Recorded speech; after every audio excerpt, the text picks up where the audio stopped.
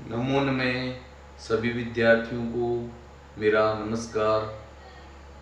विद्यार्थियों, जैसा कि मैं भरत सैनी आपके लिए संस्कृत शिक्षण के लिए जो वीडियो तैयार कर रहा हूँ उसको शेयर कीजिए और लाइक कीजिए। जैसा कि हम अब घर बैठे ही संस्कृत शिक्षण का अध्ययन कर रहे हैं, तो विद्यार्थियों जैसा मैं पढ़ा रहा हूँ उसको अपनी अभ्यास पुस्तिका में नोट करते रहना। और अब मैं आपके लिए जो दूसरा लेसन लेके आया हूँ वो बहुत ही महत्वपूर्ण टॉपिक है। और ये संस्कृत के जो विद्वान कवि और महर्षि ऋषि हुए हैं उनके नाम और उनके ग्रंथों का हम स्मरण रखेंगे। और ये जो हम स्मरण करेंगे वो बहुत ही संस्कृत के बड़े विद्वान हुए हैं, तो ये हमारे जीवन में आगे भी काम आने वाली चीज़ें हैं। तो इनको हम सबसे पहले अस्माकं ऋषिय कवयस्य, ये पाठ का नाम है। और इस पाठ के अनुसार सबसे पहले जो कवि हैं आदि कवि वाल्मीकि, इन्होंने रामायणम ग्रंथ की रचना की है जो भारतीय हिंदू धर्म में बहुत ही प्रसिद्ध ग्रंथ रहा है। तो रामायण जो ग्रंथ है वो महाकवि वाल्मीकि के द्वारा लिखा गया है और इस ग्रंथ को हिंदू धर्म में बहुत ही पवित्र ग्रंथ माना गया है। अब जो हमारे दूसरे जो बड़े विद्वान हुए हैं वो वेद व्यास है। इन्होंने संस्कृत भाषा में ही महाभारतम जो ग्रंथ लिखा है वो भी एक बहुत ही बड़ा ग्रंथ है।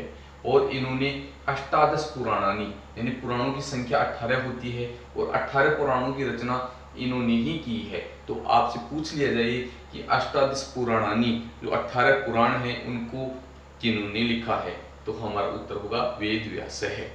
अब जो संस्कृत शिक्षा जगत में बहुत ही बड़े विद्वान हुए हैं उनका नाम स्मरण करते ही हमें संस्कृत के बड़े बड़े कवि याद आते हैं।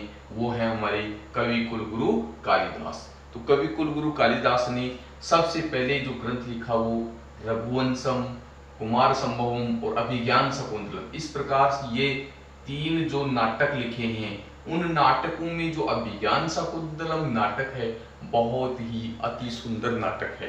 तो इन्होंने जो 3 नाटक लिखे हैं और 2 यु महाकाव्य लिखे हैं, 2 महाकाव्य हैं और एक खंड काव्य है ऋतुसंहार। इस प्रकार से इन्होंने मेघदूतम जो एक बहुत ही बड़ा अच्छा ग्रंथ लिखा है मेघदूतम, ये एक प्रेषित यानी काल्पनिक ग्रंथ है ये। तो कल्पना के आधार पर लिखा गया मेघदूतम जो काव्य है ये संस्कृत का बहुत ही बड़ा ग्रंथ रहा है। तो इस प्रकार से महाकवि कुलगुरु कालिदास ने 7 रचनाएं की हैं। इनका हम पुनः स्मरण कर लेते हैं। रघुवंशम, कुमार संभवम, अभिज्ञान शकुंतलम, मालविकाग्निमित्रम, विक्रमोर्वशीयम, मेघदूतम, ऋतुसंहार। इस प्रकार से महाकवि कुलगुरु कालिदास ने संस्कृत के 7 ग्रंथों की रचना की है जो पूरे विश्व में प्रसिद्ध हैं।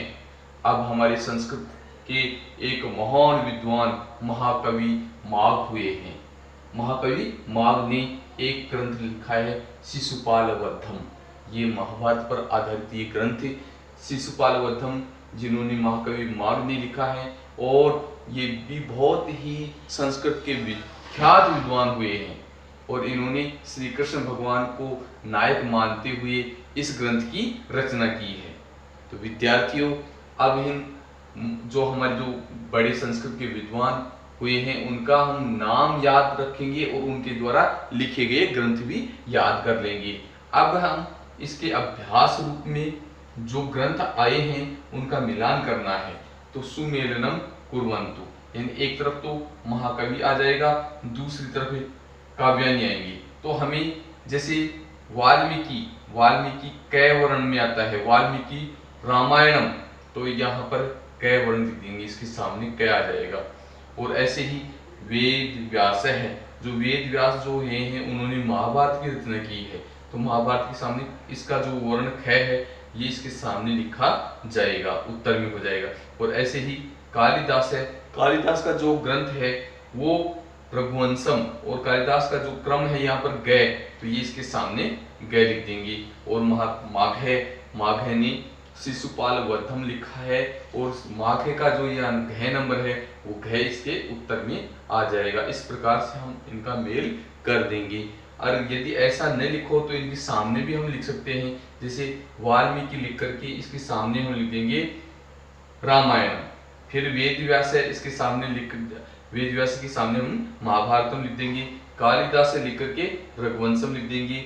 मागे लिख करके शिशुपाल वधम लिख देंगे। इस प्रकार से हमें परीक्षा में पूछा जाएगा और हम अच्छी प्रकार से इनका जवाब देंगे। विद्यार्थियों, इस पाठ को आप याद करना और जो चैनल है उसको सब्सक्राइब कर लेना, ताकि मेरा हर एक आने वाला वीडियो आप तक पहुंच सके।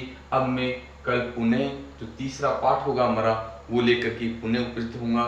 तब तक के लिए सभी विद्यार्थियों को मेरा नमस्कार।